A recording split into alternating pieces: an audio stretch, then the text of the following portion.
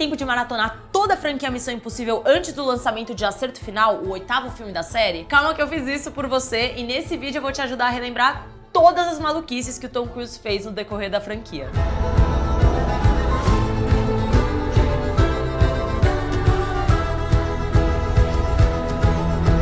Por incrível que pareça, Missão Impossível começou quando Tom Cruise só tinha 4 anos de idade. A partir de 1966, a CBS exibiu 171 episódios de uma série sobre uma agência com espiões fazendo missões que, não obstante, eram impossíveis. 30 anos depois, decidiram adaptar essa história nos cinemas. Missão Impossível, o primeiro longa de 1996, narra a história de Ethan Hunt, um agente da Força-Tarefa Missão Impossível, abreviada como IMF. O primeiro objetivo dessa equipe é rastrear a lista NOC, N-O-C, que tem o nome de todos os agentes secretos dos Estados Unidos e da Europa Ocidental, o que pode ser uma arma perigosa nas mãos erradas. E a ideia é impedir que essa lista seja obtida por um tal comprador misterioso. O Hunt tem a ajuda de toda uma equipe, incluindo o casal Jim Phelps e Claire, para tentar manter a salvo essa lista. Mas como o filme não se chama Missão Fácil, dá tudo errado. Eles não conseguem impedir a lista de chegar no comprador misterioso e todo mundo morre, menos o nosso protagonista. Nesse meio tempo, é revelado que tem um espião infiltrado no IMF que usa o codinome de Job. Kittredge, o diretor do IMF, convida o Ethan para um jantar. Mas no meio do papo, o nosso herói se toca que agora que toda a equipe dele morreu e tem aí um infiltrado, ele virou o principal suspeito. E aí ele tá prestes a ser preso. Ele consegue escapar desse jantar usando um chiclete explosivo naquela cena do aquário, que é um dos grandes momentos desse primeiro filme. Aí o grande objetivo dele vira rastrear o comprador misterioso dessa lista NOC pra poder limpar o próprio nome e se vingar pela morte da equipe dele. Ótimo colega de trabalho, né, gente? Eu duvido que o Forlani vingaria minha morte, mas tudo bem. O Ethan consegue estabelecer comunicação com um comprador misterioso, também conhecido, ou melhor, conhecida, como Max, e marca uma reunião com a traficante de armas. Eles fazem um acordo. O Hunt vai roubar a lista NOC pra ela em troca da informação da verdadeira identidade do tal Job, o agente infiltrado da IMF. Max topa e o protagonista parte para mais uma missão. Ele vai para um esconderijo em Praga e encontra Claire, a mulher do Jim, que supostamente tinha morrido. Ela também quer descobrir quem é o infiltrado, então eles se aliam e recrutam mais 2 ex-agentes para ajudar na missão: o piloto de helicóptero Krieger e o hacker Luther. E é depois dessa reunião que o quarteto realiza aquela famosa missão do Tom Cruise pendurado no teto.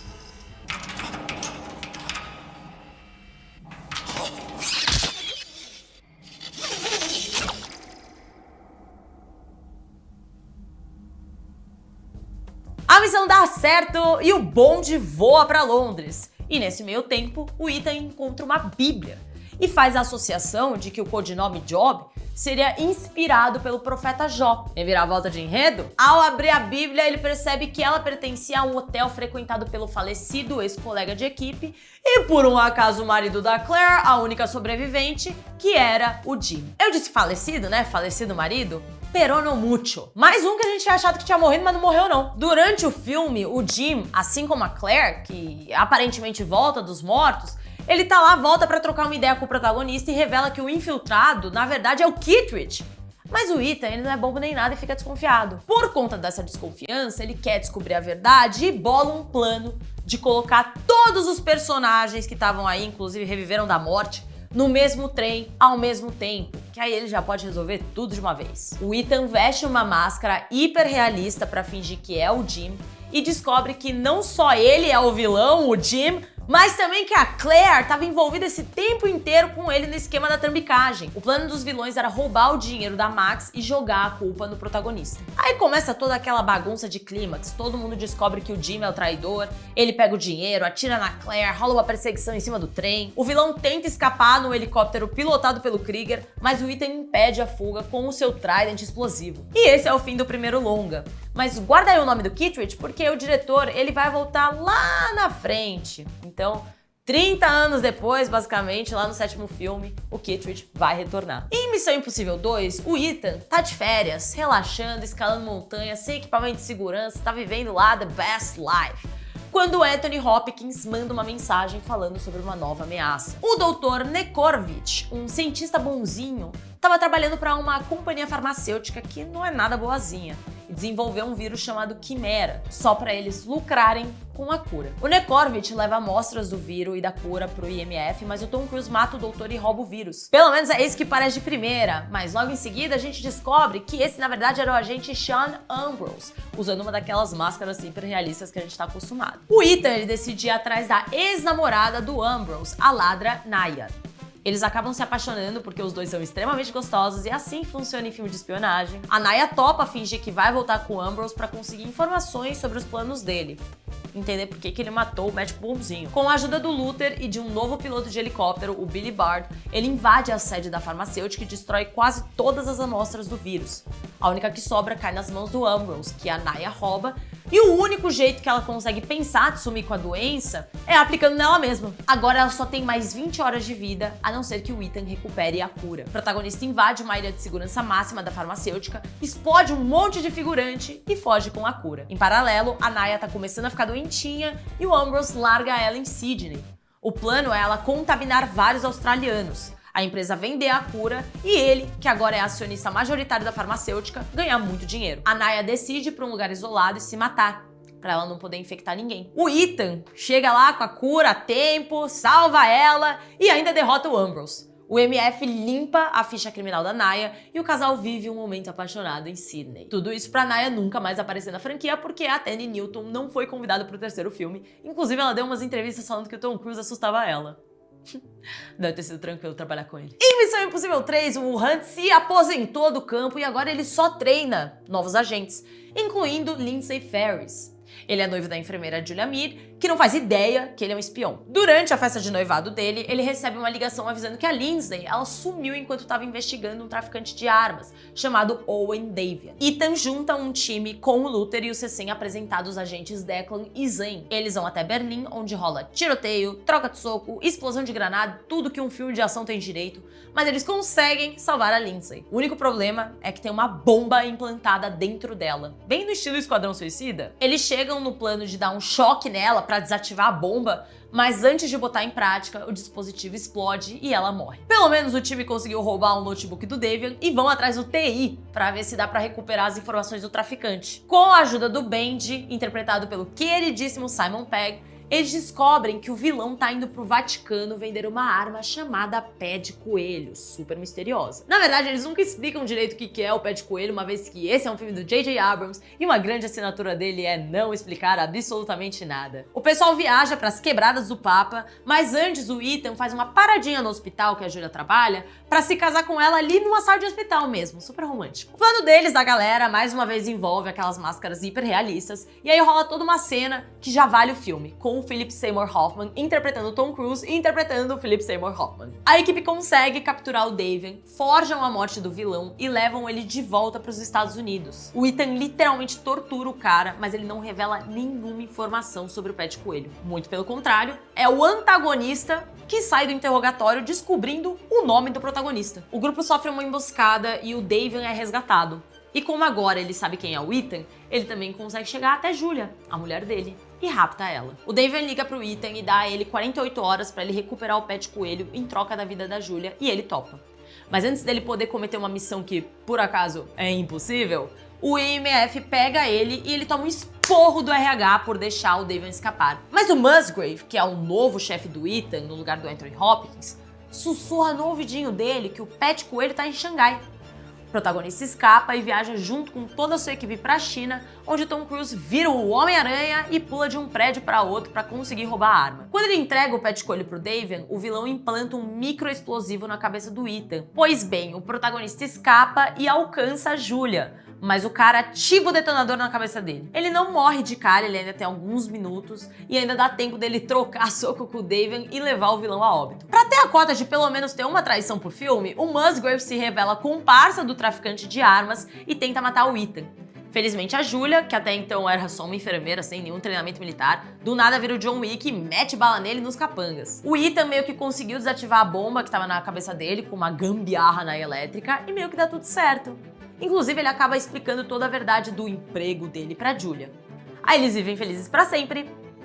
pelo menos até o lançamento de Missão Impossível Protocolo Fantasma. O quarto filme começa com o Ethan preso em Moscou. O motivo da prisão dele só é revelado mais pro meio do filme, mas eu vou simplificar aqui, porque a cronologia toda é meio confusa. Ele tá na cadeia porque ele matou vários agentes sérvios que, por sua vez, mataram sua esposa, a Julia. Que ela descanse em paz. O MF resgata o Ethan da prisão porque eles precisam dele pra uma nova missão. Um agente deles recuperou códigos de lançamentos nucleares russos, mas logo em seguida foi morto pela assassina Sabine Monroe.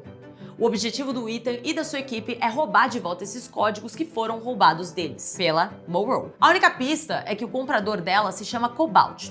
A equipe se infiltra no Kremlin, coisa básica, para descobrir mais informações sobre esse maluco, e dessa vez eles não usam aquelas máscaras que a gente ama tanto, mas o Tom Cruise mete um bigodão falso e entradas no cabelo. Eles não apenas não conseguem informações do Cobalt, como o próprio vilão se aproveita da missão deles para roubar um dispositivo de lançamento nuclear. No fim das contas, o cara até explode o Kremlin e o Ethan tem que fugir dos policiais russos que acham que ele foi o culpado. O novo plano é ir para Dubai para se infiltrar na reunião entre a Monroe, que tá com os códigos, né, como eu disse, e um capanga do Cobalt que tá indo negociar com ela. A equipe faz um esquema irado para cada um dos vilões acharem que a reunião vai ser em um andar diferente. No andar de cima, o capanga acha que tá negociando com a Monroe, mas na verdade, ele tá negociando com a Lizenker, que é uma agente nova que é apresentada nesse filme, se passando pela vilã. Enquanto isso, no andar de baixo, a verdadeira Monroe acha que tá negociando com o capanga, mas na verdade tá negociando com o Ethan Hunt. Isso meio que não dá problema, porque nenhum deles sabe a aparência um do outro, então é fácil enganar. Então quem é o capanga? Quem é a Monroe? Ninguém sabe, então qualquer pessoa pode ser, tá ligado? Então eles fazem essa mudançazinha pra enganar uns aos outros. Pro plano dar certo, rola aquela famosa cena que o Tom Cruise ficou pendurado no Burj Khalifa. Na vida real, essa cena rolou porque o Tom Cruise é maluco, mas o motivo dentro do filme é pro Benji conseguir hackear os elevadores. Tá tudo certo nessa parte do plano, mas as reuniões não seguem como esperado. O capanga consegue escapar com os códigos nucleares. Quando ele tá fugindo, ele tira a máscara e a gente vê que na verdade era o Cobalt o tempo inteiro. Aliás, a essa altura do filme, ele se chama Hendrix, porque esse pessoal ele fica mudando de nome toda hora, né? E a gente que é espectador tem que ficar acompanhando os nomes. Agora que o vilão já tem os códigos e o dispositivo de lançamento, ele só precisa de um satélite. E tem um magnata indiano vendendo o satélite. Então a equipe vai até Mumbai para impedir esse negócio. Eles tentam um plano envolvendo o Brent, que é outro membro novo da equipe, interpretado pelo Jeremy Renner.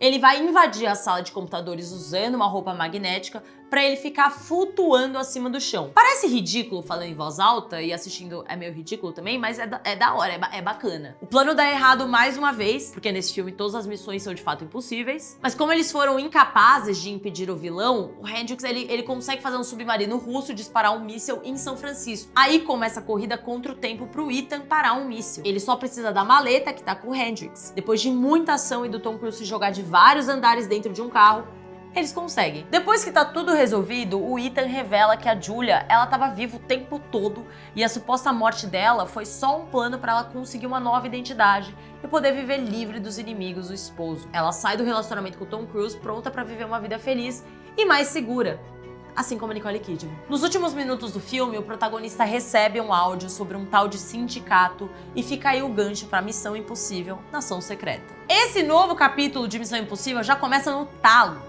com o time numa missão para interceptar um carregamento de mísseis desse tal sindicato. Rola mais uma traquinagem maluca do Tom Cruise, que ficou pendurado num avião de verdade para fazer a cena. A missão dá certo e eles recuperam as armas que eles precisavam. Mas quando ele vai bater o ponto numa estação do IMF em Londres, uma galera do sindicato captura ele. Ele tá prestes a ser torturado quando uma das capangas do grupo se revela uma agente do MI6. A Ilsa Faust, que ajuda ele a fugir. Quando ele vai pedir ajuda do IMF, ele descobre que a agência simplesmente não existe mais.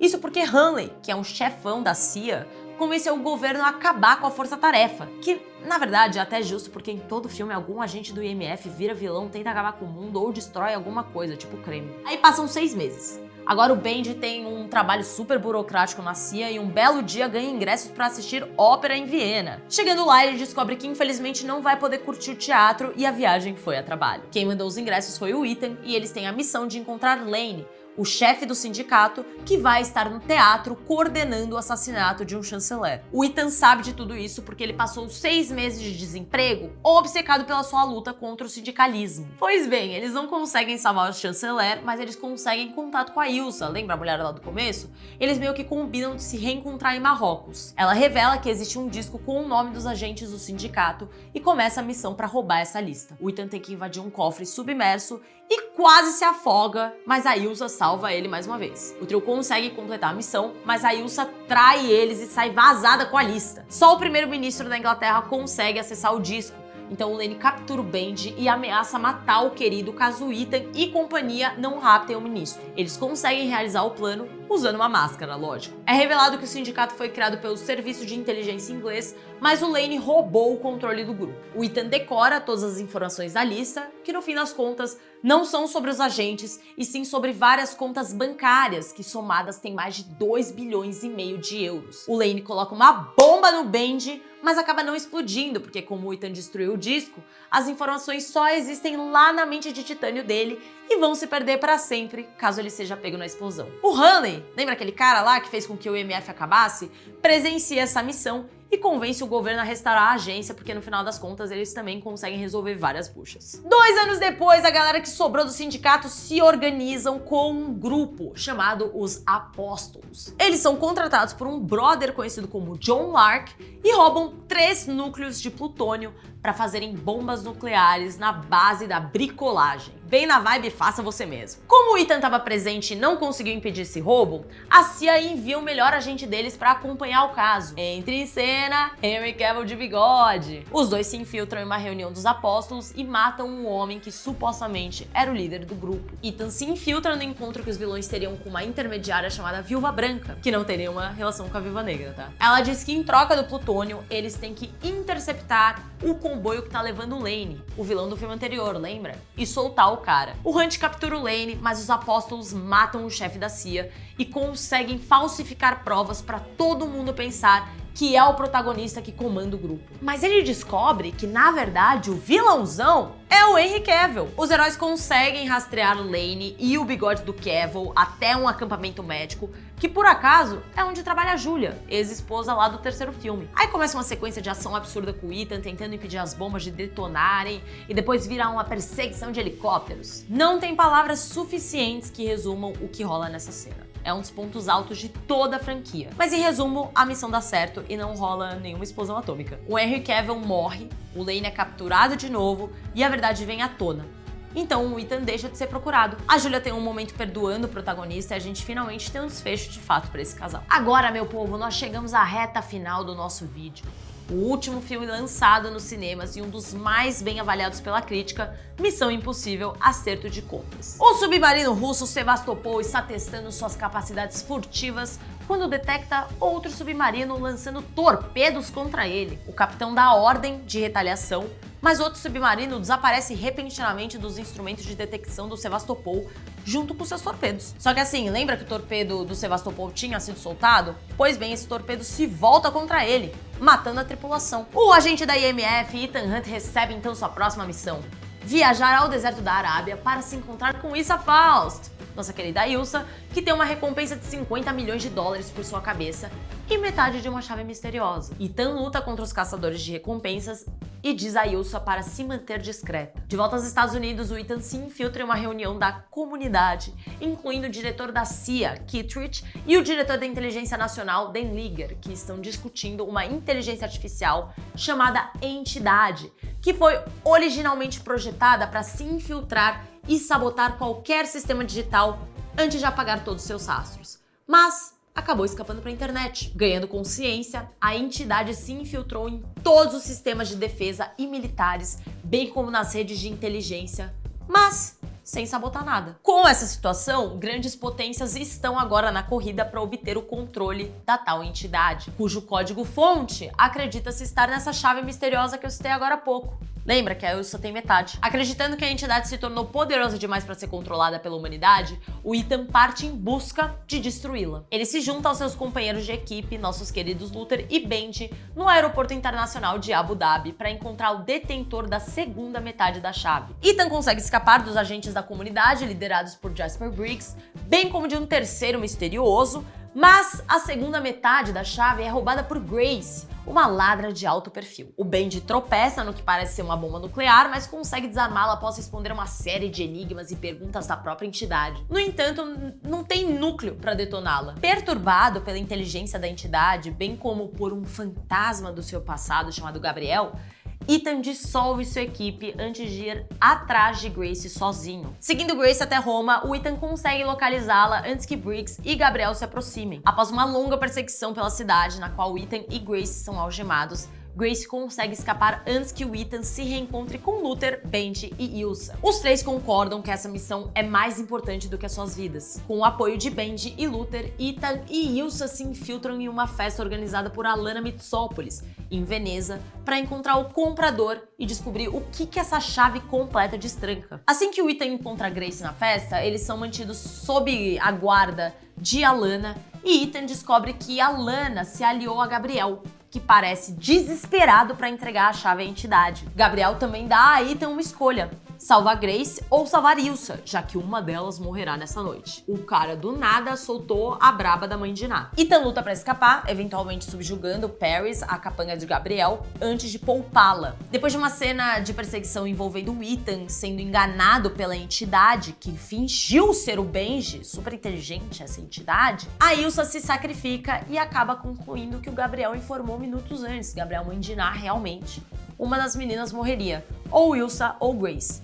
Nesse caso, foi a Ilsa. Depois dessa perda, Grace, que antes estava numa vibe meio eu não sou amiga de ninguém, eu sigo meus próprios interesses, ela decide firmar parceria com a nossa galera e se junta à equipe para embarcar no trem onde Alana se encontrará com o comprador da chave. Momentos antes de se desligar da rede para investigar vestígios da entidade, o Luther avisa Ethan que ele não deve matar o Gabriel, pois o Gab sabe para que servem as chaves e essa informação seria super importante. No trem, o Gabriel mata o condutor antes de destruir os controles e colocá-lo em velocidade máxima. Ele então se encontra com Denlinger, que propõe uma aliança entre ele, Gabriel e a entidade, e explica que a chave completa destrancará a câmara que abriga o computador do Sevastopol. É revelado que um sistema inicial da entidade foi injetado para sabotar a capacidade furtiva do submarino, causando sua destruição. Denlinger afirma que a versão inicial e seu código-fonte ainda estão na câmara de computadores lá do submarino, e quem conseguir acessá-los pode controlar ou destruir a entidade. Depois de garantir que Denlinger só saiba sobre Sevastopol,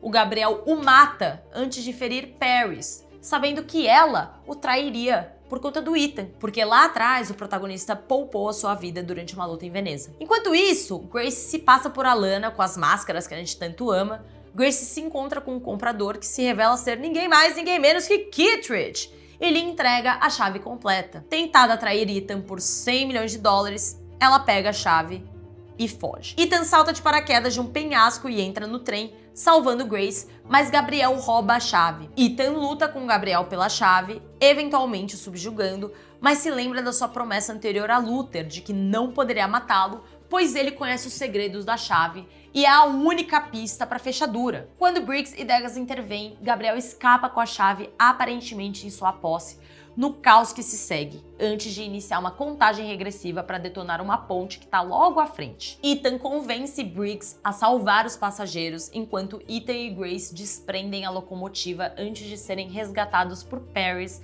e escaparem dos vagões da frente, que despencam pela ponte quebrada. A Paris, ela não morreu ainda, ela tá meio que naquela, sabe? Então, momentos antes de desmaiar, a Paris informa o Ethan sobre Sevastopol. Enquanto isso, Grace finalmente vestiu a casaca, conta a Kittredge que decidiu se juntar à IMF, enquanto Ethan escapa do trem e se reencontra com Benji. Quando Gabriel percebe que escapou com os bolsos vazios, Ethan parte com Benji levando a chave. E com esse gancho, minha gente, a gente finaliza o 7º filme de Missão Impossível. A história do pessoal do IMF vai ganhar mais um capítulo a partir do dia 17 de maio, com sessões antecipadas no cinema, mas com estreia oficial no dia 22 de maio. O filme mostrará o desfecho da história de acerto de contas em Missão Impossível, o acerto final. A gente espera a mesma excelência dos filmes anteriores, inclusive seguindo os passos de Acerto de Contas, a obra mais bem avaliada da franquia. Com certeza veremos mais de Tom Cruise com suas acrobacias e ideias que nenhum outro ser humano conseguiria executar. Tudo isso pra botar um sorriso no rosto do fã de ação e, claro, honrar a 7ª arte. Então vai lá no cinema conferir Missão Impossível, o acerto final,